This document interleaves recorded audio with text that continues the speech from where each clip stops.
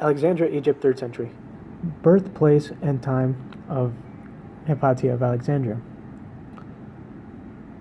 Her family, or known family, would be Theon of Alexandria, her father, widely known at the time for being a great mathematician, although in current history we know that he mainly copied and fixed small mistakes of other mathematicians.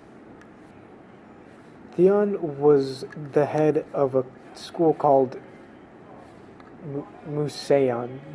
I don't know how to pronounce it. Museion, which was named in emulation of the Hellenistic Museion. Theon's school was exclusive, highly prestigious, and doctrinally conservative. So Alexandria was mainly known for studying philosophy, math, and science. She focused more on philosophy, but she did have a few inventions and discoveries with math. She just defined or refined some basic algebraic expressions and made them more popular by teaching in this famous school that her father owned.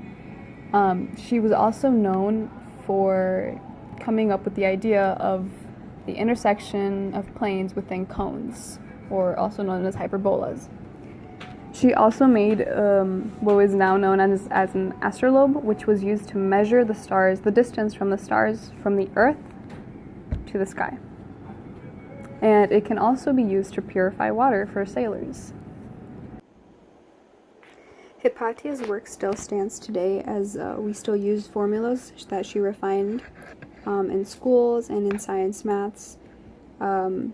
Her hyperbolas are used when constructing cooling towers and probably other things. She was the first woman to be known as a decent mathematician, and she became an influence and someone to look up to for young girls to also stand up and show the world how far they can get. Until she was killed. So, she was too smart for her own good, and so these Christian people came and started arguing with her about whatever. It is not stated specifically. But because they couldn't outsmart her and they couldn't really argue with her, they had no other option but to kill her. So, and especially because she was a woman and they couldn't let her stomp on their pride like that. So they all took advantage of the fact that she was a very dedicated pagan.